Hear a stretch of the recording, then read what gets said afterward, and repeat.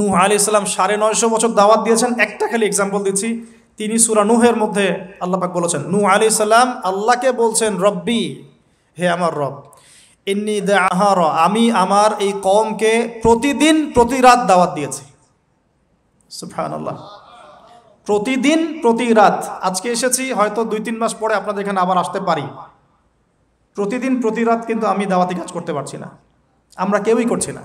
নূহ আলাইহিস সালাম বলছেন, আমি বিনা আজর, কোনো আজর ছাড়াই, কোনো স্বার্থ ছাড়াই, আল্লাহ, আমি আমার কওমকে দিন রাত দাওয়াত দিয়েছি। ওয়ালাম ইয়াজিদহুম দুআই ইল্লা ফিরারা, যখনই দাওয়াত দিয়েছি আমার দাওয়াত শুনে তারা খালি পৃষ্ঠ প্রদর্শন করেছে।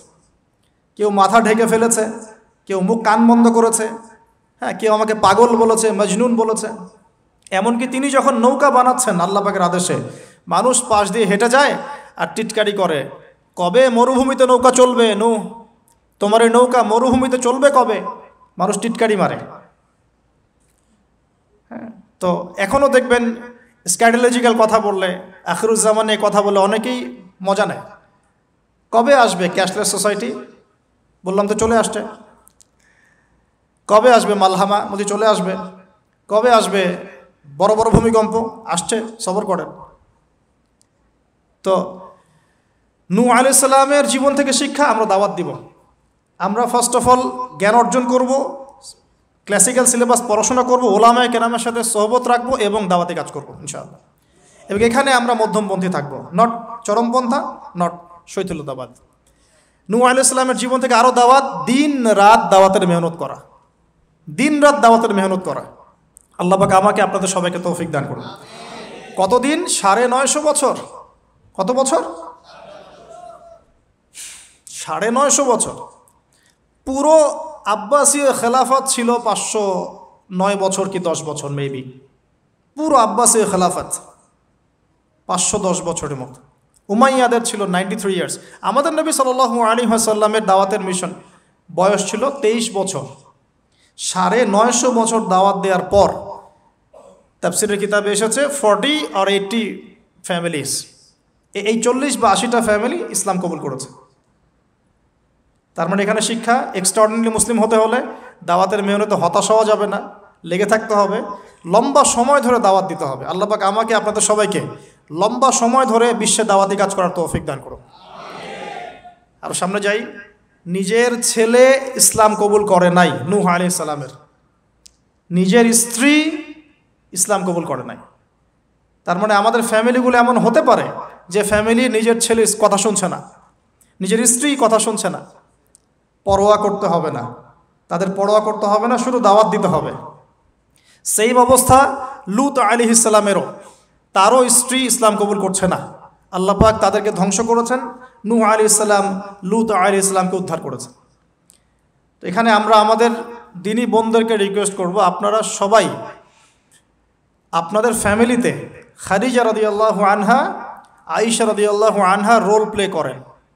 নূহ আলাইহিস সালাম আর লূত আলাইহিস সালামের স্ত্রী রোল প্লে করবেন না।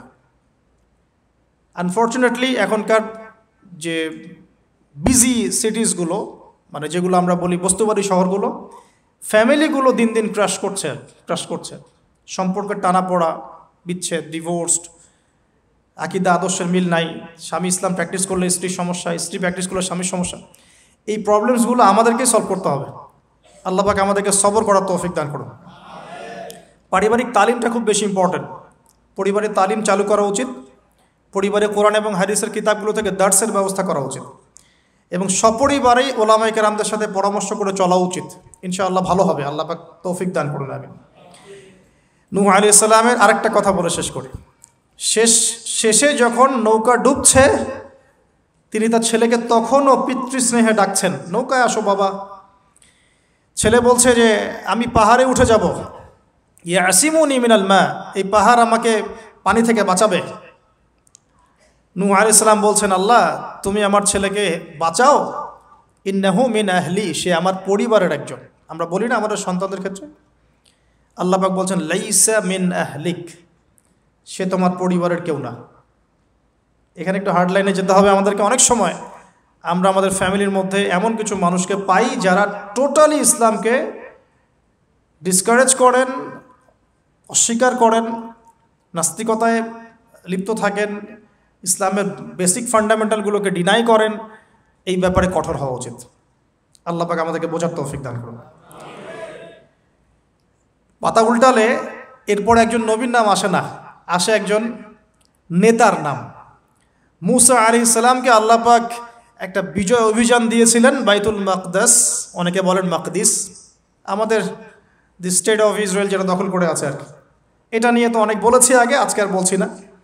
পৃথিবীতে সবচেয়ে বড় জালেম সভ্যতা যদি কেউ থেকে থাকে এটা সেটা। এটার চেয়ে বড় জালেম আমি আমার জীবনে কখনো দেখি নাই, ইতিহাসে পড়িও নাই, কোনোদিনও পড়ি নাই। নির্মমভাবে দিনের পর দিন, মাসের পর মাস নয়, বছরের পর বছর নির্যাতনের স্টিম রোলার চালাচ্ছে, বিশ্ববাসী তাকিয়ে তাকিয়ে দেখছে। কারো কিচ্ছু বলার নাই, যেন কারো কিচ্ছু করার নাই। তো এই জায়গায় বিজয় অভিযানে পাঠানো হচ্ছে মুসা আলাইহিস সালামকে, কিন্তু তিনি তার কওমের জন্য একজন নেতা নির্বাচন করছেন। তার কওম বলছে আমাদেরকে একজন নেতা দিন যার আন্ডারে থেকে আমরা আমালেকা সম্প্রদায়ের বিরুদ্ধে যুদ্ধ করব। এখন মুসা আলাইহিস সালাম বলছেন আল্লাহ পাক যদি কোনো নেতা দেন, তোমরা যদি আবার পালানো শুরু করো, কারণ বনু ইসরায়েল সম্পর্কে তার খুব মারাত্মক কিছু অভিজ্ঞতা আছে। ফেরাউনের কবল থেকে মুক্তি পাওয়ার পরে বাছুর পূজা শুরু করেছে, তোমরা তো এই আদেশ আসলে পিছনে পালানো শুরু করবা। তারা বলল না, আমরা পালাবো না, আমরা অবশ্যই সামনে অগ্রসর হব। কেন পালাবো? আমাদের জান মাল দিয়ে আমরা প্রয়োজনে ফাইট করব এবং আমরা আমাদের স্ত্রী সন্তানদেরকে রক্ষা করব। আমাদের বাড়িঘর তারা লুটপাট করছে, আমরা ওদেরকে প্রতিহত করব। অনেক কথা বলেছে, সূরা বাকারাতেই পাবেন আপনি ইনশাআল্লাহ। তো আল্লাহ রাব্বুল আলামিন একজন ব্যক্তিকে সেখানে নেতৃত্ব দিলেন, তার নাম তালুত। কি নাম ভাইয়া? তালুত। এবং তালুতের আন্ডারে যুদ্ধ করছেন একজন ছোট বলছি কারণ তখন তার বয়স 12 থেকে 14 বছর। তিনি পরবর্তীতে নবী হয়েছেন, তার নাম দাউদ আলাইহিস সালাম। তো এই তালুত সম্পর্কে কি নসিহত, কেন এক্সট্রাঅর্ডিনারি মুসলিম হওয়ার সাথে কি সম্পর্ক? কোরআনের পাতা উল্টালে তালুত সম্পর্কে দুটো কথা পাওয়া যায়। বনু ইসরাইল বলছেন যে তালুত নেতৃত্বের যোগ্য নয়, তার তো সম্পদ নাই, তার তো খ্যাতি নাই। আমরা তো এটাই বলি, নেতৃত্ব কখন আসে? খ্যাতি আছে আপনার, আপনি নেতা হওয়ার যোগ্য, সম্পদ আছে, আপনি নেতা হওয়ার যোগ্য। আমাদের থটসটা এরকম, এটা বনু ইসরায়েলের ইহুদিদের থটস, ঠিক আছে? কিন্তু আল্লাহ পাক বলছেন, সূরা বাকারাতে আছে যে আল্লাহ রাব্বুল আলামিন তাকে দিয়েছেন বাসতাতাও ফিল জিসমি ওয়াল ইলম। তালুতকে আমি নেতৃত্ব দিয়েছি কারণ তালুতকে আমি আল্লাহ দুটো নেয়ামত দিয়েছি। এক হচ্ছে শারীরিক ফিজিক্যাল শক্তি এবং সুস্থতা, এবং জ্ঞানের প্রজ্ঞার পারদর্শিতা। তাহলে নেতৃত্বের দুটো গুণ পেলাম, প্রজ্ঞা, জ্ঞান এবং শারীরিক সুস্থতা, শক্তি। এক্সট্রাঅর্ডিনারি মুসলিম হতে হলে আমাদের সবাইকে সুস্থ থাকতে হবে, ফিজিক্যালি স্ট্রং থাকতে হবে। এটার জন্য এখনকার লাইফস্টাইল ত্যাগ করতে হবে। You have to change your food habits and lifestyle. এখন এটা নিয়ে আমিও বেশি কথা বলছি কারণ আমি নিজেও ট্রাই করছি। বিশ্বাস করেন, আপনাদেরকে আমি ফখর করে বলছি না। এক একটা স্টেডিয়াম আমরা যখন ছোট, 20 বছর বয়স, 20 থেকে 25, 10 রাউন্ড আমাদেরকে আগে দিতে হতো, 10 রাউন্ড। এখন 3, হাইয়েস্ট 4। তাহলে ওই তালুতের ওই স্ট্রেংথ কিন্তু আমার কাছে এখন নাই। তার মানে আমার কাছে এখন নেতৃত্বের যোগ্যতাই নাই। তাহলে আমাদের এমপি মন্ত্রীদের কি হবে? বাংলাদেশের কথা বলছে, তাহলে কি হবে? কেউ হুইল চেয়ারে, কেউ জ্বর হলে সিঙ্গাপুরে, কেউ ওইখানে অপারেশন, কেউ ওইখানে। ফিজিক্যালি ফিট কয়জন আছেন? আমি কিন্তু তাদের সাথে খুব মজা করে কথা বলি, তাদের সাথে আমার খুব ভালো সম্পর্ক। ভালো সম্পর্ক মানে ফ্রেন্ডলি সম্পর্ক, মানে নাসিহত করি, নাসিহত। এক ভাই বলছিলেন, ওনাদের একজন বড় কর্মকর্তা, দোয়া করেন আমার জন্য একটু খাস করে সেজদায়, যে ঠিক আছে আমি আপনার জন্য দোয়া করব, আল্লাহ পাক আপনাকে তাগুতের বিধান থেকে বের করে নিয়ে আসুন। ঠিক আছে? তো যাই হোক, আল্লাহ তাদেরকে হেদায়েত করুন, দোয়া করি আমরা, আল্লাহ হেদায়েত করুন। এখন আমাদেরকে এক্সট্রাঅর্ডিনারি মুসলিম হতে হলে অবশ্যই ফিজিক্যালি ফিট থাকতে হবে। তালুতকে আল্লাহ পাক ফিটনেস দিয়েছেন, অ্যান্ড ফিটনেস কীভাবে আমরা রক্ষা করব আমরা বুঝবো এটা। খাওয়ার দাওয়ার, ঘুমানো, স্পেশালি ঘুমানো, ঘুম থেকে ওঠা, ফজরের পরের জগিং, প্রয়োজনে জিম এবং ফুড হ্যাবিট চেঞ্জ করা। রাসূল সাল্লাল্লাহু আলাইহি ওয়াসাল্লামের প্রফেটিক লাইফস্টাইল ফলো করলে ইনশাআল্লাহ আমরা সুস্থ থাকবো। আল্লাহ পাক আমাদের সবাইকে, আমি সহ আপনাদের সবাইকে আল্লাহ পাক সুস্থতার নিয়ামত দান করুন এবং আল্লাহ পাক আমাদের সবাইকে দীর্ঘ নেক হায়াত দারাজ করুন। এই হায়াতকে আল্লাহর দ্বীনের জন্য ব্যয় করার তৌফিক দান করুন। আরেকটা হচ্ছে ইলম, আবারও জ্ঞানের কথা আসলো। তালুতকে আমি জ্ঞান দিয়েছি। ইউতাল হিকমা, আল্লাহ পাক বলছেন যে ওয়ামা ইউতাল হিকমাতা ফাকাদ উতিয়া খায়রান কাসীরা, যাকে প্রজ্ঞা দেয়া হয়েছে তাকে প্রচুর প্রচুর প্রচুর কল্যাণ দেওয়া হয়েছে। সুবহানাল্লাহ। পাতা উল্টাই সামনে যাই, এক্সট্রাঅর্ডিনারি মুসলিম ছিলেন আরেকজন, তার নাম হচ্ছেন দাউদ আলাইহিস সালাম, যিনি তালুতের বাহিনীতে যুদ্ধ করছেন। আমালেকা সম্প্রদায়ের মধ্যে অনেক বিশাল দেহি কিছু মানুষ ছিলেন, তার মধ্যে একজনের নাম জালুত। ওই জালুত নাকি একাই 100 জনের সাথে লড়াই করতে পারত। তো তালুত যখন নদী পার হচ্ছে তখন বলেছিল যে কেউ পানি খাবে না, শুধুমাত্র 1 ঢোক পানি খেতে পারবে। যে ব্যক্তি পানি খাবে ফলে ইসামিননি, সে আমার কিন্তু অন্তর্ভুক্ত হতে পারবে না। তাফসিরে আসছে মাত্র 313 জন সৈন্য পানি না খেয়ে থাকতে পেরেছে। ওই যে বদরে 313 জন, ঠিক তালুতের যুদ্ধেও 313 জন। এটা অনেকে জানেন না, বদর যুদ্ধ হয়েছে 313 জন সাহাবী, তালুতের সাথেও ছিল মাত্র 313 জন। আর এদিকে আমালেকা সম্প্রদায়ের বিশাল বাহিনী। এখন আমালেকা সম্প্রদায়ের মধ্যে এক যোদ্ধা আছে, তার নাম জালুত, যে একাই 100 জনের সাথে লড়াই করতে পারে। আল্লাহ রাব্বুল আলামিন তার সাথে মোবারাজার জন্য দাউদ আলাইহিস সালামকে আদেশ করছেন। দাউদ আলাইহিস সালামের বয়স তখন 14 বছর। বলা হচ্ছে তাফসীরের কিতাবে, দাউদ আলাইহিস সালাম দূর থেকে একটা যে গুলতি বলি আমরা, বাটুল গুলতি টাইপের, এগুলো নিক্ষেপ করে এটা সরাসরি তার এই 2 চোখের মাঝখানে গিয়ে লাগিয়েতেই তার ইন্তেকাল হয়ে গেছে, মৃত্যু হয়ে গেছে। জালুত শেষ। এটা দেখে আমালেকা সম্প্রদায় পিছনে পালানো শুরু করেছে।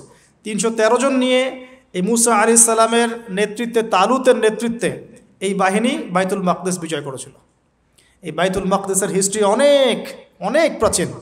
এরা তো এখানকার নতুন আবর্জনা, এরা এখানকার নতুন নব্য আবর্জনা, কারণ এর হিস্ট্রি অনেক লম্বা, অনেক লম্বা। এর হিস্ট্রি এত লম্বা যেটা নিয়ে একটা কিতাবই লেখা যায়, যে জেরুজালেমের হিস্ট্রি, এই ইতিহাস পড়ে দেখেন। তো যাই হোক, এখন দাউদ আলাইহিস সালাম থেকে আমাদের কি শিক্ষা আছে একটু দেখি। এক্সট্রাঅর্ডিনারি মুসলিম হতে হলে কি করতে হবে? দাউদ আলাইহিস সালাম সম্পর্কে আল্লাহ রব্বুল আলামিন 2টো কথা বলেছেন।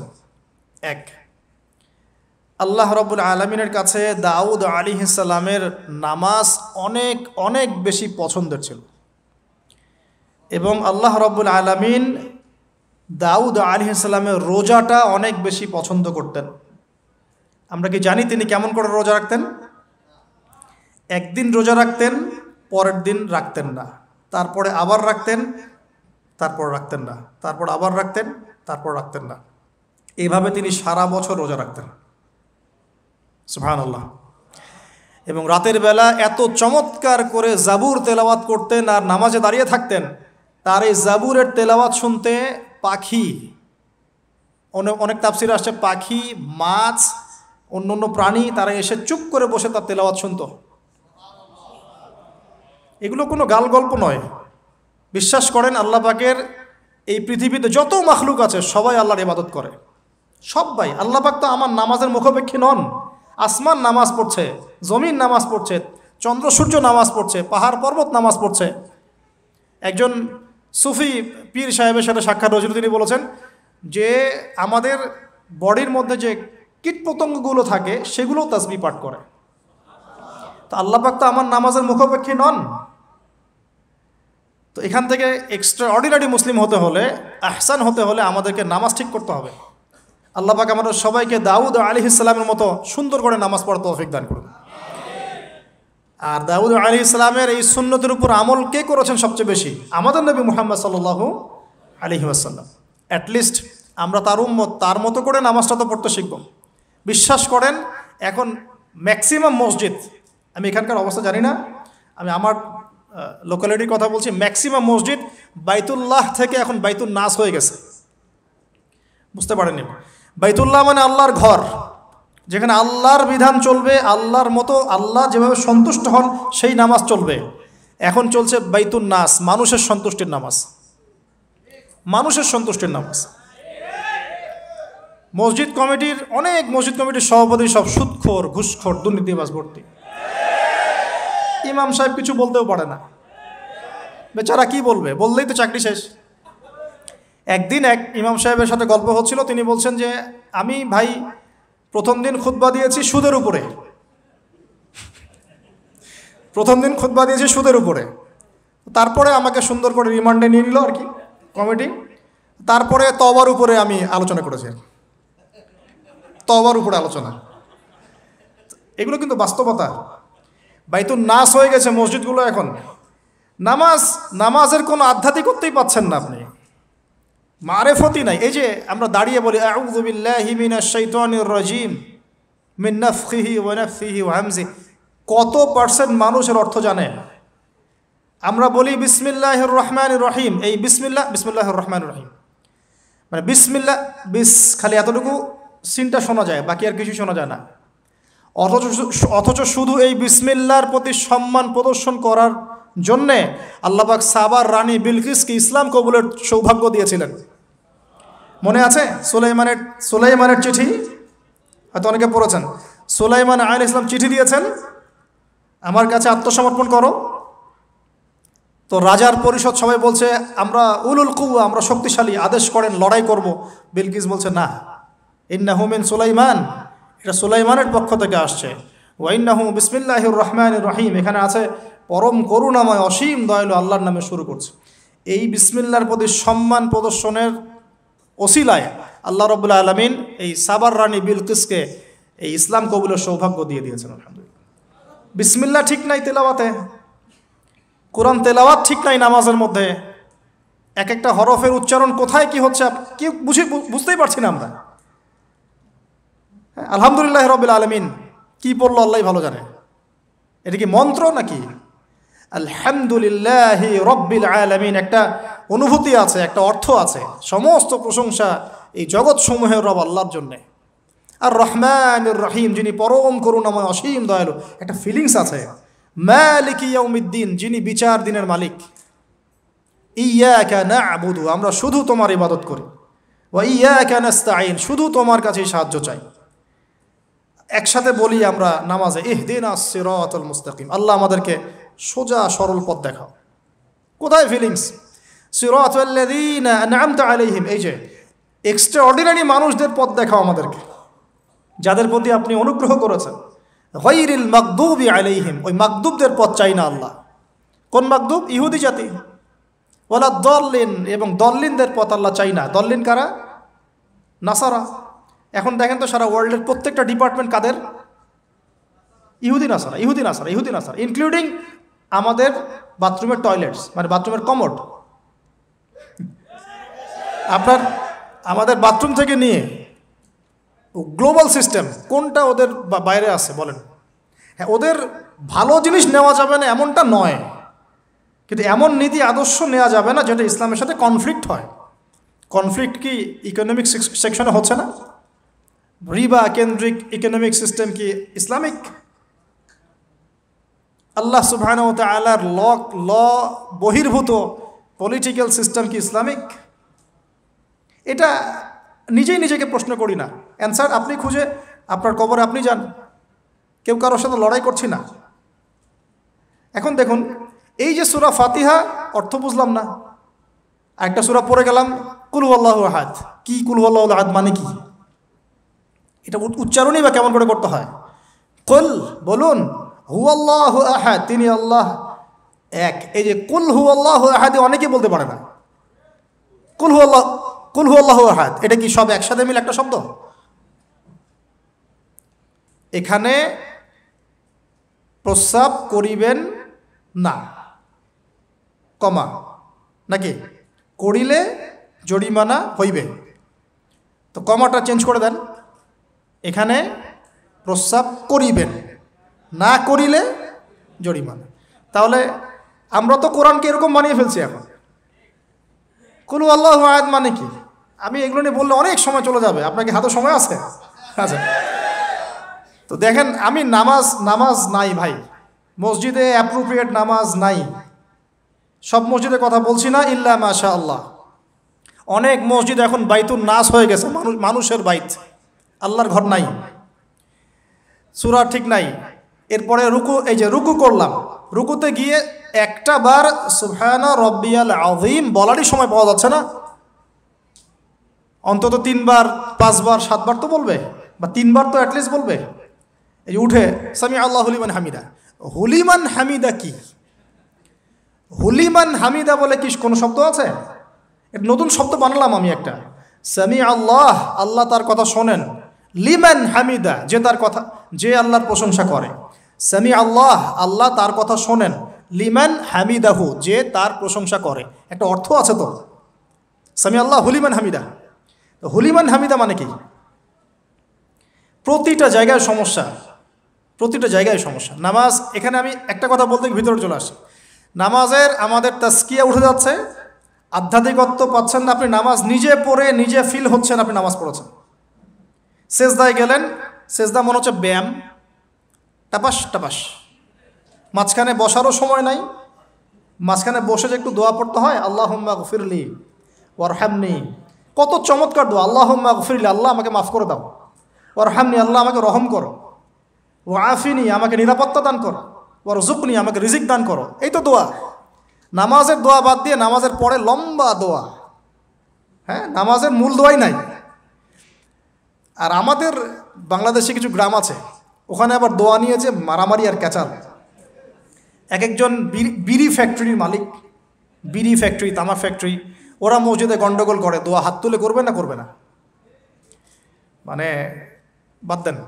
আল্লাহ হেফাজত করুন আমাদেরকে, আল্লাহ আমাদেরকে পরিপূর্ণরূপে নামাজ পড়া তৌফিক দান করুন। নামাজের প্রত্যেকটা বিষয় বুঝে বুঝে পড়লে এত মজা লাগে, এত স্বাদ লাগে, আপনি নামাজে ডুবে যাবেন।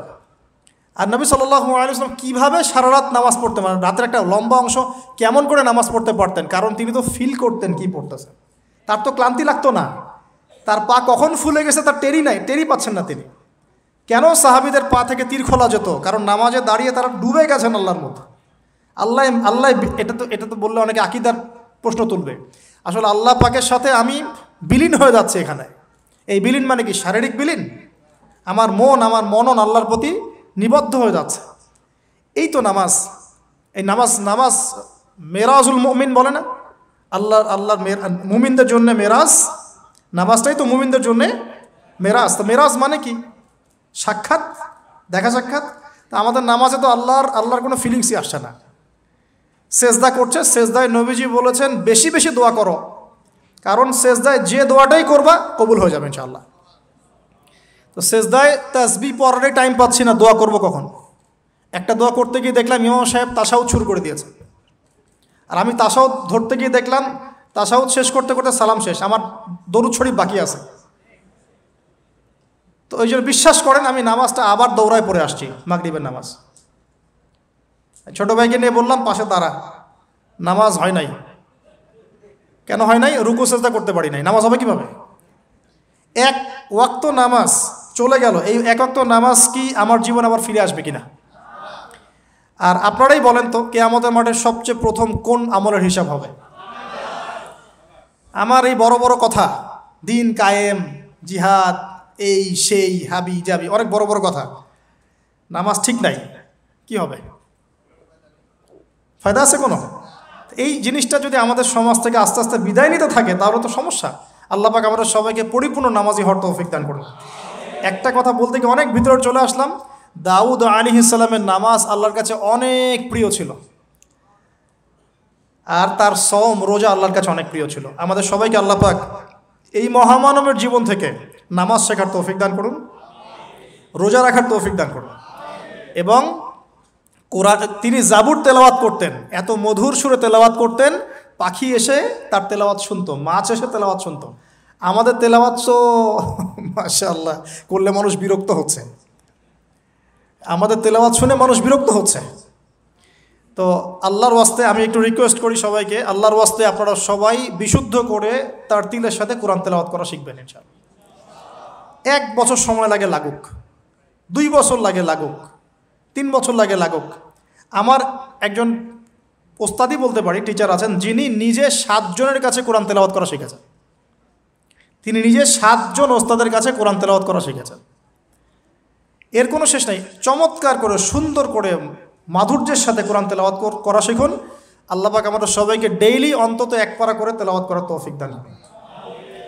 এতে ইনশাল্লাহ জীবনে বরকত হবে, হায়াতে বরকত হবে, রিজিকে বরকত হবে, আল্লাহর সাথে কানেকশন থাকবে, কোরআনের সাথে আপনার সম্পর্ক থাকবে। কোরআন কাল কিয়ামতে আপনার পক্ষে সাক্ষী দিবে ইনশাআল্লাহ। আল কোরআন হুজ্জাতুল লাকা ওয়া আলাই, কোরআন আপনার পক্ষে সাক্ষী দিবে বা বিপক্ষে সাক্ষী দিবে। আল্লাহ রসুল বলছেন লা হাসাদা ইল্লা ইসনাতাইন, 2 জন ব্যক্তি ছাড়া কারো প্রতি ঈর্ষা করা জায়েজ নাই। এক, রাজুলুন আতাহুল্লাহুল কোরআন, এমন একজন ব্যক্তি যাকে আল্লাহ পাক কোরআন দিয়েছেন, সুবহানাল্লাহ। ইয়াকুমু বিহি আনা আল-লাইল ওয়া আনা আন-নাহার, যে কোরআন কেন্দ্রিক, সে দিনের বেলা আমল করে, রাতে তাহাজ্জুদের নামাজ পড়ে। আরেকজন ব্যক্তি রাজুলুন আতাহুল্লাহু মালান, একজন ব্যক্তি যাকে আল্লাহ পাক সম্পদ দিয়েছেন, ইউনফিকু বিহি আনা আল-লাইল ওয়া আনা আন-নাহার, এই টাকা পয়সা, মাল সম্পদ ইসলামের জন্য সে দিন রাত খরচ করে। এই 2 ব্যক্তি ছাড়া অন্য কারোর প্রতি ঈর্ষা করা যায় না। আর এগুলো হাদিস তো অনেক শুনেছেন, প্রত্যেক হরফে 10 নেকি করে পাবেন। কোরআন আপনার পক্ষে সাক্ষী দিবে। সূরা বাকারা, যে ঘরে তেলাওয়াত করা হয় সূরা বাকারা, শয়তান সেই ঘর থেকে দূর দূর করে পালিয়ে যাবে। সূরা আলী ইমরানের শেষের 10 আয়াত মুখস্থ করবেন, সূরা বাকারার শেষের 3টা আয়াত মুখস্থ করবেন, সূরা হাশরের শেষের 3টা-4টা আয়াত মুখস্থ করবেন, সূরা কাহাফের প্রথম 10টা আয়াত মুখস্থ করবেন, সূরা কাহাফের শেষের 10টা আয়াত মুখস্থ করবেন। এরকম অনেকগুলো সূরা আছে, সূরা ফালাক, নাস, ইখলাস, সূরা ফালাক, নাস, ইখলাস, কাফিরুন ইত্যাদি। নামাজ শেষ করব? আচ্ছা, ওকে, আমি গুটিয়ে নিচ্ছি ইনশাল্লাহ।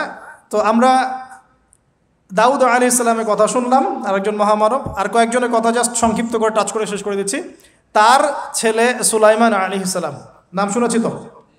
আল্লাহ পাক তাকে জিন জাতির উপর কর্তৃত্ব দিয়েছিলেন, বাতাসের উপর কর্তৃত্ব, তার আংটিতে, তার লাঠি, সিংহাসন, এক কথায় তাকে আল্লাহ পাক এত বড় রাজত্ব দিয়েছেন যেটা আল্লাহ পাক এর আগেও কাউকে দেন নাই, পরেও কাউকে দেন নাই। এখান থেকে আমরা শিখছি শক্তিশালী মুসলিম হওয়ার একটা নাসিহাত, শক্তিশালী মুসলিম হওয়া। তো আমাদের সবাইকে শক্তিশালী মুসলিম হওয়ার চেষ্টা করতে হবে, আল্লাহ পাক তৌফিক দান করুন। এই শক্তি গেইন করার চেষ্টা করতে হবে, আল্লাহ পাক তৌফিক দান করুন। দুর্বল মুমিনের চাইতে শক্তিশালী মুমিন আল্লাহর কাছে বেশি পছন্দের। এখানে ইসলামের শক্তি আমরা দেখতে পাচ্ছি। আরও সামনে যাই, পাতা উল্টাই, দেখবেন একজন অত্যন্ত অপূর্ব সুন্দর, আমাদের মুরাদ ভাইয়ের মতো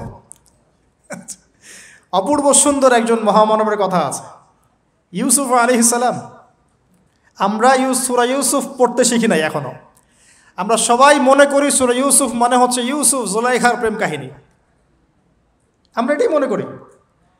সূরা ইউসুফকে আল্লাহ পাক সবচেয়ে শ্রেষ্ঠ উপন্যাস বলেছেন, আহসানুল কসাস। একটু গভীরভাবে পড়ে দেখবেন অর্থগুলো।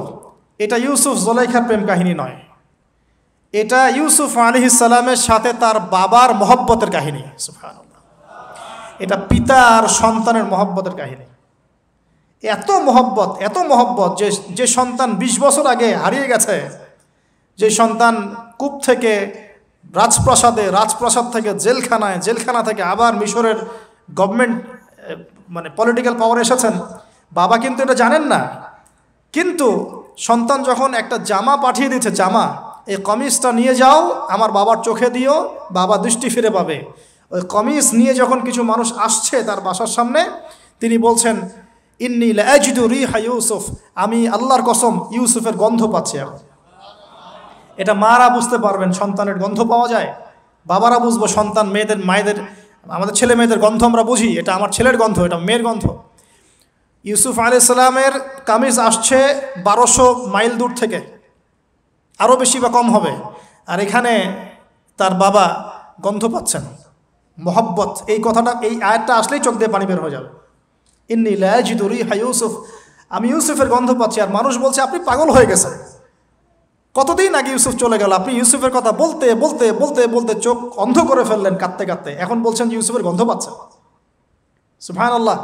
তো সূরা ইউসুফ পিতা আর সন্তানের প্রেম কাহিনী, মহব্বতের কাহিনী, ট্র্যাজেডি লাইফের, ভাইদের ষড়যন্ত্রে চলে গেলেন কূপে, কূপ থেকে রাজপ্রাসাদে, রাজপ্রাসাদ থেকে জেলখানায়। জেনার আহ্বান করছে তাকে, তিনি বলছেন মাআযাল্লাহ, আমি আল্লাহর কাছে আশ্রয় প্রার্থনা করছি।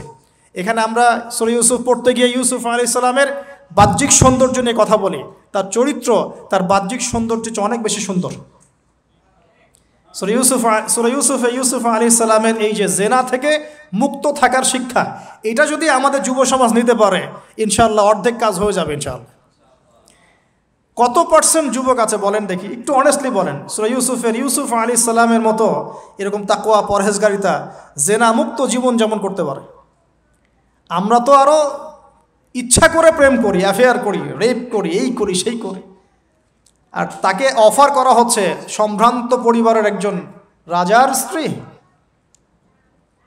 ক্বালাত হাইতা লাক ক্বালা মাআযাল্লাহ।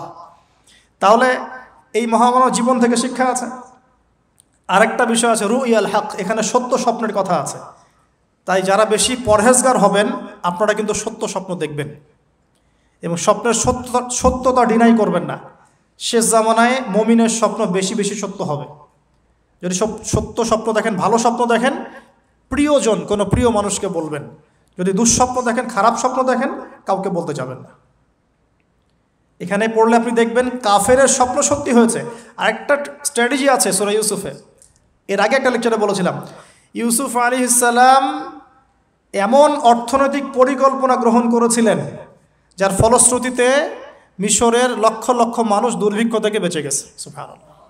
তাহলে এখনকার আমাদের পারিবারিক ক্ষেত্রেই হোক, সোশ্যাল বা ওয়ার্ল্ড অ্যাফেয়ার্সই হোক, ওই ইকোনমিক পলিসি যদি লঞ্চ করা যায়, ইনশাআল্লাহ তাআলা দেখবেন জনগণ না খেয়ে মরবে না। আর এই কথাটা আমি সবাইকে বোঝাতে পারি, বাংলাদেশের মানুষকে বোঝাতে পারি না। কারণ ইউসুফ আলাইহিস সালাম এখানে 7 বছর মেয়াদি একটা পরিকল্পনা নিয়েছেন।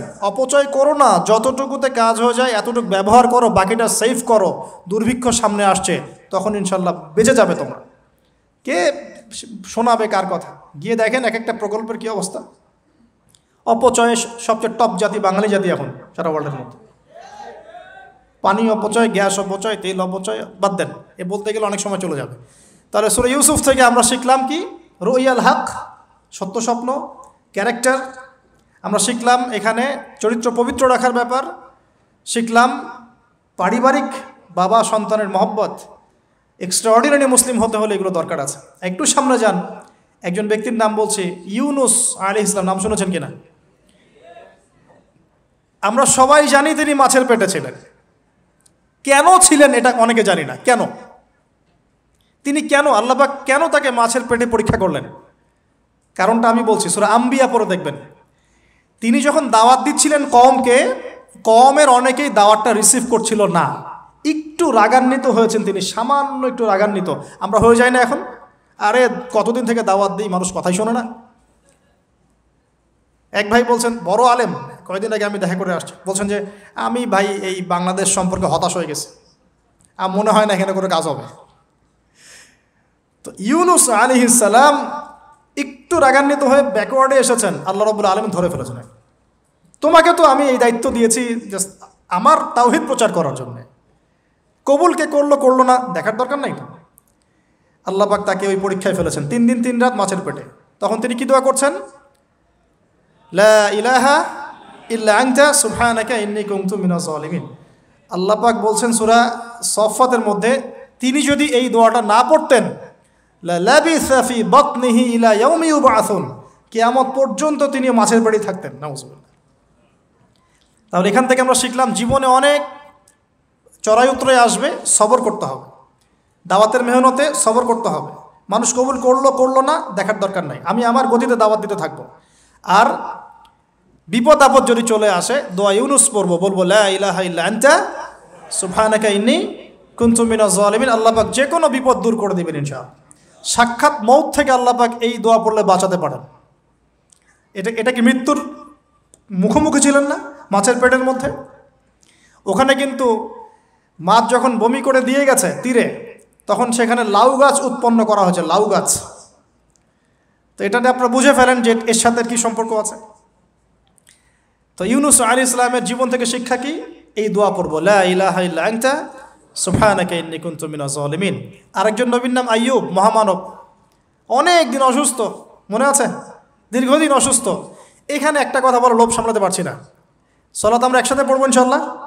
আচ্ছা, সেটা হচ্ছে আইয়ুব আলাইহিস সালাম কখন এই দোয়া করেছেন? রব্বি আন্নী মাসানিয়া দুররু ওয়া আনতা আরহামুর রাহিমিন। রোগ যখন আস্তে আস্তে আস্তে তার জিহ্বাতে এসেছে, জিহ্বা দিয়ে তিনি তার জিকির করতে কষ্ট হচ্ছে, তখন তিনি বলছেন, আল্লাহ আমাকে অনেক দুঃখ দুর্দশা স্পর্শ করেছে, আমি জিকিরটা ঠিকমতো করতে পারছি না, আল্লাহ আমাকে শেফা দান করো। সুবহানাল্লাহ। এখন আল্লাহ রাব্বুল আলামিন তাকে গোসল করালেন, সুস্থতা লাভ করলেন, তাকে আহাল পরিবার দিলেন, আরোগ্য দান করলেন। শিক্ষা জীবনে যত বড়ই রোগ ব্যাধি বিপদ আপদ বালা মুসিবত আসুক না কেন, এই দোয়াটা পড়ব, আশাহত হব না, হতাশ হব না, আল্লাহর প্রতি সুধারণা রাখবো, দোয়া করব রব্বি আন্নী মাসানিয়া দুর ওয়া আনতা আরহামুর রাহিমিন, ইনশাআল্লাহ শেফা হয়ে যাবে। সেই লোভনীয় কথাটা এটা, আইয়ুব আলাইহিস সালামের শরীরে রোগ ছিল, কলবে কি রোগ ছিল? আইয়ুব আলাইহিস সালামের কলবে কি রোগ ছিল? রোগটা দেহে ছিল। এখন 1 মিনিটের জন্য যদি আমরা আমাদের পোশাকটাকে চেঞ্জ করি, দেহটাকে কলবের পোশাক দেই, কলবটাকে দেহের পোশাক দেই, বলেন তো কত % মানুষ সুস্থ থাকবে? কথাটার ভিতরে ঢোকেন। মনে করেন আমাদের 2টা পোশাক, বাইরের দেহের পোশাক, একটা ভিতরের কলবের পোশাক। দেহে আমরা এখন সুস্থ সবাই, তাই তো? এখন এই দেহটাকে আমরা কলবের রূপ দিলাম, কলবটাকে আমরা দেহের রূপ দিলাম। এখন দেখেন তো কত % মানুষ সুস্থ আছে? আমাদের মধ্যে 99% মানুষ অসুস্থ না এখন, বিকজ আমাদের সবারই কলব অসুস্থ। এই কলবের মধ্যে হিংসা আছে, বিদ্বেষ আছে, জেনা আছে, পরকীয়া আছে, লোভ আছে, লালসা আছে, কি নাই? তাহলে বলেন তো আইয়ুব আলাইহিস সালামের এই দোয়া পড়ার সবচেয়ে বেশি হকদার কে? তিনি না আমরা? বুঝতে পারছেন না? ওই দোয়াটার উপর আমল করার সবচেয়ে বড় হকদার কার? কার বেশি প্রয়োজন, আমাদের না তার? ব্যাস, আমরা এখন আমাদের নামাজে দোয়া পড়ব, রব্বি আন্নী মাসানিয়া দুররু ওয়া আনতা আরহামুর রাহিমিন। আল্লাহ আমাদের কলবে রোগ হয়ে গেছে, আল্লাহ তুমি আমাদের এই রোগ থেকে শেফা দান করো। কারণ কলব শেফা না হলে কোনোদিনও আমাদের আমল কিন্তু কবুল হচ্ছে না। কলবের মধ্যেই সমস্যা থাকলে আমল কবুল হচ্ছে না। আল্লাহ মাফ করুক আমাদেরকে। এখন কলব পরিষ্কারের কয়েকটা টিপস। 1, ডেইলি একবার করে হলেও চিন্তা করতে হবে যে আমরা এই পৃথিবীতে থাকতে আসি নাই, আমাদেরকে যেতে হবে, একবার করে হলেও চিন্তা করতে হবে। 2, ডেইলি 1 পারা কোরআন তেলাওয়াত আপনাকে আল্লাহর দিকে নিয়ে আসবে, কলব পরিষ্কার হবে ইনশাআল্লাহ। ডেইলি জিকির আজগার, হিসনুল মুসলিম বই থেকে ডেইলি জিকির আজগার করবো ইনশাআল্লাহ, কলব পরিষ্কার হবে। আল্লাহওয়ালা মানুষের সাথে দেখা সাক্ষাৎ করবেন, কলব পরিষ্কার হবে। কবরস্থানে গিয়ে কবর জিয়ারত করবেন, কলব পরিষ্কার হবে। অন্যের প্রতি গীবত, বিদ্বেষ, হিংসা, পরশ্রীকাতরতা রাখবেন না, কলব পরিষ্কার হবে ইনশাআল্লাহ। সবচেয়ে বড় কথা, সেজদায় যারা বেশি বেশি দোয়া করতে পারে তাদের অন্তর পরিষ্কার হয়ে যাবে ইনশাআল্লাহ। আল্লাহ পাক আমাদের সবাইকে আইয়ুব আলাইহিস সালামের জীবন থেকে শিক্ষা নেওয়ার তৌফিক দান করুন। মুসা ঈসাকে একসাথে বলছে, দুজনকে আল্লাহ পাক কেরামত দিয়েছেন, কেরামত, মহামানব কেরামত। লাঠি ছুঁড়ে মারছেন, সাপ হয়ে যাচ্ছে। মৃত মানুষের গায়ে আল্লাহর নামে হাত বুলাচ্ছেন, দাঁড়িয়ে যাচ্ছে। অন্ধ ব্যক্তি চোখে হাত বুলাচ্ছেন, তাকিয়ে দেখছে, দৃষ্টিশক্তি ফিরে পাচ্ছে। দুজনকে আল্লাহ পাক কেরামত দিয়েছেন, কেরামত। একজনের সাথে আল্লাহ পাক কথা বলেছেন, আর একজনকে আল্লাহ পাক বিনা পিতায় সৃষ্টি করেছেন, সুবহানাল্লাহ। যাকে আল্লাহ পাক এখন উপরে উঠিয়ে নিয়েছেন, আবারও আসবেন ইনশাআল্লাহ তাআলা। ওই আনফিনিশড জব তার এখনো বাকি আছে। সেটা হলো ওই জেরুজালেম থেকে দিন ইসলামের পতাকাকে বুলন্দ করবেন ইনশাআল্লাহ, এবং সারা বিশ্বে ইসলামী খেলাফা আবারও কায়েম করবেন ঈসা আলাইহিস সালাম ইনশাআল্লাহ। এবং মিথ্যা মাসিহুদ দাজ্জালকে হত্যা করবেন ঈসা আলাইহিস সালাম। তার আগ পর্যন্ত জিউসদের সময়, এর আগ পর্যন্ত ওদের সময় তারা লম্ফ জম্ফ জুলুম নির্যাতন করতে থাকবে। এটাই হবে তাদের শেষ ধ্বংসের পরিণতি। এরপরে তারা কখনোই পৃথিবীর বুকে মাথা তুলে দাঁড়াতে পারবে না ইনশাআল্লাহ। তো তাদের দুজনের জীবনে অনেক শিক্ষা আছে। মুসা আলাইহিস সালাম কে আল্লাহ পাক ফিরআউনের কাছে পাঠিয়েছেন। কোরআনের পাতায় পাতায় মুসা ফিরআউন, মুসা ফিরআউন, মুসা ফিরআউন। আল্লাহ পাকের কি অলৌকিকত্ব, মানে কি নিদর্শন! যেখানে আবু জেহেল সেখানেই মুহাম্মদ, যেখানেই আজার সেখানে ইব্রাহিম, যেখানে ফেরাউন সেখানেই মূসা। তার এই যুগেও যেখানেই যত বেশি করাপশন, যত বেশি অন্যায় অবিচার, সেখানে তত বড় মুমিনের জন্ম হবে ইনশাআল্লাহ। তো আল্লাহর পক্ষ থেকে নবুয়ত পাওয়ার পরে তিনি দোয়া করছেন, আল্লাহ আমার এত সাহস নাই, আমার এত সাহস নাই, শক্তি নাই, আল্লাহ আমি দুর্বল। তার মধ্যে একজন মানুষ আমার এক থাপ্পড়ে মারা গেছে ওদের ওখানে, মনে আছে? থাপ্পড়ে না, সরি, ঘুষি ফাওয়াকাসাহু ফাকাদা আলাইহি, এক ঘুষি দিয়েছেন।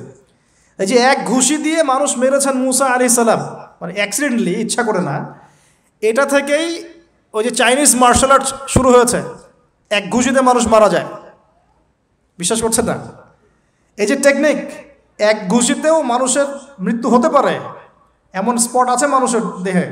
এখান থেকে শিল্প গড়ে উঠেছে, মার্শাল আর্টস গড়ে উঠেছে না? তো মুসা আলাইহিস সালাম বলছেন, আল্লাহ আমার এই সমস্যা। আল্লাহ বলছেন এই দোয়া করো, রব্বিশ রহলি সদরি। আমরা কি দোয়া করবো তাহলে? রব্বিশ রহলি সদরি, আল্লাহ আমার এই কলিজাটা বড় করে দাও। মানে আমার কলিজা বড় করো মানে কি? সাহস বাড়িয়ে দাও। দিনের দাওয়াত দেওয়ার জন্য কি লাগে? সাহস। আমার সাহস বাড়িয়ে দাও। একজন আলেম বলেছিলেন 3টা জিনিস লাগে, জ্ঞান, সাহস, ধৈর্য। দিনের দাওয়াত দিতে এবং দিন বিজয় করতে 3টা জিনিস লাগবে, জ্ঞান, সাহস, ধৈর্য। এবং সেই আলেম আপনাদের খুব পরিচিত একজন, নাম বলছি না। এখন হে আল্লাহ আমার বক্ষকে প্রশস্ত করো, ওয়াসিরলি আমরি, আমার কাজকে সহজ করে দাও। আমার কাজ সহজ নয়, কাজটা সহজ করে দাও। ওয়াহলুল উকদাতাম মিন লিসানি, আমার জড়তা আছে জিহ্বায়, দূর করে দাও। ইয়াফকাহু কওলি, যাতে করে আমার কথা মানুষ বুঝতে পারে। ডক্টর জাকির নায়েক এই দোয়াটার উপর খুব বেশি আমল করেন। আপনারা কি দেখেছেন না লেকচারে? এই দোয়াটার ব্যাপক ফজিলত আছে। ইনশাআল্লাহ এই দোয়ার উপর যারা আমল করবে, আল্লাহ পাক তাকে প্রশস্ত সদর দিবেন, জ্ঞান দিবেন, সাহস দিবেন। ইনশাআল্লাহ দাওয়াতের ক্ষেত্রে সে মানে না জড়তা মুক্ত কথা বলতে পারবে ইনশাআল্লাহ। এই কাজগুলো আমাদের করা উচিত। সবচেয়ে বড় কথা, তিনি ফেরাউনকে দাওয়াত দিয়েছেন। তাহলে বুঝলাম দাওয়াতের কাজ আস্তে আস্তে আস্তে আস্তে ওই পর্যায় পর্যন্ত যেতে হবে কি না? তাহলে এখনকার বিশ্বে কি ফেরাউন নাই? এখনকার বিশ্বে ফেরাউন নাই? অল্প কিছু জায়গা বাদ দিয়ে ম্যাক্সিমামই তো ফেরাউন। অল্প কিছু জায়গা বাদ দিয়ে ম্যাক্সিমামই ফেরাউন, হামান, কারুন, নমরুদ। আর এই কথাটা বলার সৎসাহস থাকা উচিত। কোন দৃষ্টিকোণ থেকে বলা হচ্ছে? বিকজ আল্লাহ পাকের আইন আপনি মানছেন না, আল্লাহ পাকের কোরআন আপনি মানছেন না, নবীর সুন্নত মানছেন না। শেষ করে দেই, লাস্ট। উতবা সাহেবা, রাবিয়া, তোমরা ইসলাম কবুল করো। তারা করে নাই বলেই তো বদর হলো। তারপরে সমাজ পরিবর্তন, একটা হাদিস আমাকে প্রেরণা যোগায়, সেটা হলো নবীজি বলছেন, তোমাদের সামনে এমন যুগ আসছে, জামানা সবরিন, কঠিন সবরের জামানা। ওই যে বলেছি অনেক দিন আগে, ইমান ধরে রাখাটা হাতের মধ্যে আগুন ধরে রাখার মতো হবে। ওই জামানায় যে ব্যক্তি আমার সুন্নতের উপরে, লিল মুতামাসসিক, আমার সুন্নতের উপরে একদম দৃঢ় থাকতে পারবে, আজরুনা খামসিনা শাহীদাম মিনকুম, তোমাদের মধ্যে 50 জন শহীদ সাহাবীর নেকি পাবে ইনশাআল্লাহ। তো এজন্য আমরা মাঠে ময়দানে কাজ করছি। করতে করতে করতে করতে যদি কখনো দেখা যায় যে না, আর পসিবল হচ্ছে না, কোনোভাবেই সম্ভব হচ্ছে না, সেক্ষেত্রে এরকম আবিসিনিয়ার মতো জায়গাগুলোতে চলে আসা ছাড়া কোনো অপশন নাই। তো আপনারা তো মাশাআল্লাহ ভালো পরিবেশে আছেন। এই পরিবেশে সাহাবীরা হিজরত করেছিলেন, ঠিক আছে? বাদশাহ নাজাশী খ্রিস্টান শাসক ছিলেন, মুসলিম ছিলেন না। তারপরেও তিনি তার রাজ্যের মধ্যে ন্যায় বিচার প্রতিষ্ঠা করেছিলেন। আর এখনকার মুসলিমদের কাছে ন্যায় বিচার পাওয়া যাচ্ছে না। আল্লাহ পাক আমাদেরকে হেফাজত করুন। এরপরে টার্নিং পয়েন্ট, মদিনা থেকে কিছু যুবক সাহাবী আসেন, আসআদ বিন জুরারাহ রাদিয়াল্লাহু আনহুর নেতৃত্বে। তারপরে তারা ফিরে যান, পরের বছর 12 জনকে নিয়ে আসেন, তারপরের বছর আসেন 75 জনকে নিয়ে। এরপরে বায়াতে আকবায়ে কুবরা হয়। বায়াত একটা বিষয় আছে ইসলামে, এটা তো উঠেই যাচ্ছে আস্তে আস্তে। এটা নিয়ে নিচ্ছে কিছু ভণ্ড পীর সাহেব, তাই না? কিন্তু অরিজিনালি কিন্তু ইসলামে একটা বায়াতের ব্যাপার আছে। তো নবী সাল্লাল্লাহু আলাইহি ওয়াসাল্লাম সেটা নিয়েছেন। নেয়ার পরে আল্লাহ পাক তাকে আদেশ করেছেন মদিনায় হিজরত করো। তখন তিনি মদিনায় হিজরত করেন। সেখানে গিয়ে মদিনা সনদ করা, মসজিদ নববী নির্মাণ করা, তারপরে ইহুদিদের সাথে চুক্তি করা, একটা রাষ্ট্র যেভাবে ফাংশন করে সব সেখানে হলো। তারপরে সামরিক অভিযান শুরু হলো আস্তে আস্তে। এই করতে করতে কিছু সারিয়া হলো, সারিয়া সাইফিল বাহার, সারিয়া আবুয়া, সারিয়া বুয়াত, এরকম অনেকগুলো সারিয়া হওয়ার পরে এক পর্যায়ে বদর যুদ্ধ হয়েছে। সরাসরি প্রথম বদর হয়নি, কিন্তু বদর যুদ্ধ জয়লাভ, পরে উহুদের যুদ্ধ পরের বছর, এই যুদ্ধের সাময়িক বিপর্যয়। তারপরে খন্দকে বাইন মানে ওরা কিন্তু ফিরে চলে গেল, আমাদের কোনো ক্ষতি করতে পারলো না। তারপরে নবী সাল্লাল্লাহু আলাইহি ওয়াসাল্লাম বলেন, আজকের পর থেকে আমরাই অগ্রগামী হব, ওরা আমাদেরকে আর কিচ্ছু করতে পারবে না। এরপরে সামরিক অভিযান বাড়লো, দাওয়াতের মেহনত বাড়লো, আস্তে আস্তে আস্তে আস্তে মাশাআল্লাহ মাত্র 8 বছর 8 বছরের ব্যবধানে নবী সাল্লাল্লাহু আলাইহি ওয়াসাল্লাম প্রায় বিনা যুদ্ধে মক্কা জয় করলেন। কোন মক্কা? যে মক্কা থেকে আমাদেরকে চলে আসতে হয়েছে এক সময়। ইসলাম এভাবে বিজয় লাভ করেছে। আর আমাদের জন্য নবী সাল্লাল্লাহু আলাইহি ওয়াসাল্লামের এই মহামানবের জীবনেই হচ্ছে উসওয়াতুল হাসানা। আমাদের জন্য কিন্তু আগেকার মহামানবরা উসওয়াতুল হাসানা নন, যাদের কথা আমরা আলোচনা করলাম, তাদের থেকে আমরা শিক্ষা নিচ্ছি। কিন্তু আমাদের উসওয়াতুল হাসানা হচ্ছেন নবী সাল্লাল্লাহু আলাইহি ওয়াসাল্লাম। তার এই সিরাত, তার এই জীবনী পড়লে আমরা আমাদের ব্যক্তি জীবন, দাওয়াতের জীবন, পারিবারিক জীবন, কখন কি করতে হবে, এই পুরো বিষয়টা আমরা খুব ভালো করে আয়ত্ত করতে পারব। আল্লাহ রাব্বুল আলামিন আমাদের সবাইকে নবী সাল্লাল্লাহু আলাইহি ওয়াসাল্লামের জীবন থেকে শিক্ষা নেওয়ার তৌফিক দান করুন। তিনি উম্মার কল্যাণকামী ছিলেন, আমাদেরকে তিনি ভালোবাসতেন, আমাদের জন্য এত কষ্ট করেছেন, তিনি চলে গেছেন, রেখে গেছেন আমাদের কাছে এই দ্বীন ইসলাম। এটাই আমানত। আমরা ছাড়া এরপরে আর কোনো নবী আসছেন না, আমাদের কাঁধেই দায়িত্ব। অতএব শুধু ওলামায়ে কেরামদের কাঁধে দায়িত্ব নয়, আমাদের সবার কাঁধেই দায়িত্ব। যখন ওলামায়ে কেরামরা দায়িত্ব পালনে অবহেলা করবে, আল্লাহ পাক আপনাদেরকে নিয়ে আসবে এখানে ইনশাআল্লাহ। আল্লাহ পাকের কোনো পরোয়া নাই, কিন্তু আল্লাহ পাকের কোনো পরোয়া নাই। যদি আমরা ওলামায়ে কেরামরা দায়িত্ব পালন না করি, আল্লাহ পাক আপনাদেরকে নিয়ে আসবেন, এই চেয়ারগুলোতে বসাবেন ইনশাআল্লাহ। অতএব এই উম্মর উপর সবার দায়িত্ব আছে। নবী সাল্লাল্লাহু আলাইহি ওয়াসাল্লামের সেই আদর্শ তার পরবর্তীতে বাস্তবায়ন করেছেন আবু বকরের মতো সাহাবী রাদিয়াল্লাহু আনহু, ওমর ইবনে খাত্তাবের মতো সাহাবী, উসমান বিন আফফানের মতো সাহাবী, আলী ইবনে আবি তালেবের মতো সাহাবী। এরপরেও উমাইয়াদের 93 ইয়ার্স, আব্বাসীয়দের প্রায় 500 বছর, উসমানীয় খেলাফত, ফাতেমি খেলাফত, কর্ডোবা ইসলামী খেলাফত, আপনার মামলুকদের শাসন, মুঘলদের শাসন, আফগানদের শাসন, হতে হতে হতে হতে এই 1917 সাল পর্যন্ত সারা বিশ্বে এগুলোই চলেছে আলহামদুলিল্লাহ। লাস্ট 100 বছরে মাশাআল্লাহ আমরা আমাদের ট্র্যাক হারিয়ে ফেলেছি। কি করলাম? আমরা ঈমান থেকে সরে আসলাম, তাকওয়া থেকে সরে আসলাম, হারাম খাওয়া শুরু করলাম, জেনা করা শুরু করলাম, দ্বীনি ইলম অর্জনের চেষ্টা করলাম না, পর্দার বিধান কায়েম করলাম না, দাওয়াতের মেহনত করলাম না, ইসলাম প্রতিষ্ঠার কোনো জজবা রাখলাম না, ইত্যাদি করতে করতে আমাদের উপরে তারা চেপে বসে গেল। আজকে এখন পর্যন্ত এই অবস্থাতেই আছে। এখন আমরা কি চাই এই অবস্থাতেই কিয়ামত হোক, নাকি আগামী ইসলামের যে বিজয়গুলো আসবে সেখানে আমরাও কিছু ভূমিকা রাখি? আমরা যদি ভূমিকা রাখতে চাই যার যার জায়গা থেকে, জাস্ট এই কয়টা কাজ আমরা একটু করার চেষ্টা করি। আল্লাহ পাক তৌফিক দান করুন। 1, পুরো কোরআনটা পড়বো ইনশাআল্লাহ। 2, হাদিসের কিতাবগুলো মোতাআলা করবো ইনশাআল্লাহ। 3, আমরা যা জানবো ইমিডিয়েট আমল করার চেষ্টা করবো ইনশাআল্লাহ। এই জামানার আবু বকর ওমর হতে হবে আমাদেরকে, এই জামানার আবু বকর ওমর হতে হবে আমাদেরকে। দেখেন, ওনারা যদি এই জামানায় থাকতেন তাহলে কি ওই ভাষায় কথা বলতেন না এই ভাষায় কথা বলতেন? তো এই জামানার আবু বকর ওমররা হবে স্মার্ট, বিচক্ষণ, মুত্তাকি, পরহেজগার, দ্বীনি ইলম অর্জন করবে, তারা দ্বীনের জন্য ডেডিকেটেড থাকবে। আল্লাহ পাক আমাদের সবাইকে কবুল করুন, আমিন। প্রয়োজন 4 নাম্বার, আমাদের আদর্শ পরিবার, পারিবারিক মূল্যবোধে কোনো ছাড় দিব না ইনশাআল্লাহ। 5 নাম্বার, আমাদের সন্তান, যে ছোটো ছোটো বাচ্চারা যারা আছে, বাচ্চাদেরকে ডিনামাইট করে গড়ে তুলবেন ইনশাআল্লাহ তাআলা। বাচ্চাদেরকে একবারে ডিনামাইট, মানে জেনারেল নলেজ, ইসলামিক নলেজ, প্রত্যেকটা ডিপার্টমেন্ট যেন ওদের স্ট্রং থাকে ইনশাআল্লাহ। এবং ছোটোবেলা থেকেই ওদেরকে নামাজ, ইসলামিক নীতি, নৈতিকতা, মূল্যবোধ দিয়ে বড় করবেন ইনশাআল্লাহ। আল্লাহ তৌফিক দান করুন। আরও প্রয়োজন হচ্ছে হালাল খাওয়া। আলহামদুলিল্লাহ, এটাতে আমরা চেষ্টা করছি, আল্লাহ পাক বরকত দান করুন। আর কি দরকার হবে? উম্মার ঐক্যের চেষ্টা করা, উম্মার ঐক্যের চেষ্টা করা, কোনো বিভক্তি না বাড়ানো। এমনিতেই মাশাআল্লাহ 70,000 দলে বিভক্ত আছে। 73 দল বলে তো হাদিসে, আমরা গুনে দেখেছি মনে হয় 73,000 দল আছে। যারা বলে আমরা কোনো দলাদলিতেই নাই, ওদের মধ্যেও 5টা দল হয়ে গেছে। ওটা হচ্ছে সহি ক, একটা সহি খ, একটা সহি গ, একটা সহি খ। এখানে আবার বিভিন্নভাবে ফেরকাবাজি শুরু হয়ে গেছে, এক একজনের আমির এক একজন।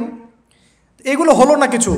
হ্যাঁ, আমাদের মধ্যে ইস্তেহাদি পার্থক্য থাকতে পারে, মত পার্থক্য থাকতে পারে, মাযহাবগত মত পার্থক্য থাকতে পারে, কোনো প্রবলেম নাই। তারপরেও আমরা এক থাকবো ইনশাআল্লাহ।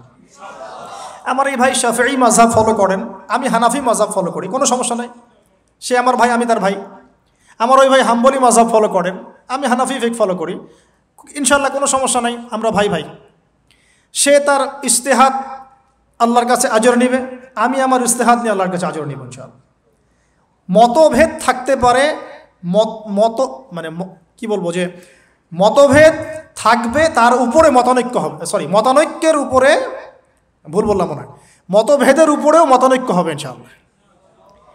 এটা একটা বই আছে, উম্মতের বিভক্তির কারণ এবং সমাধানের উপায়। হ্যাঁ, তো এখান থেকে আমি পেয়েছি মানে মতবিরোধ থাকবে, তার উপরেই আমরা মতানৈক্য রাখবো ইনশাআল্লাহ, ঐক্যবদ্ধ হব ইনশাআল্লাহ।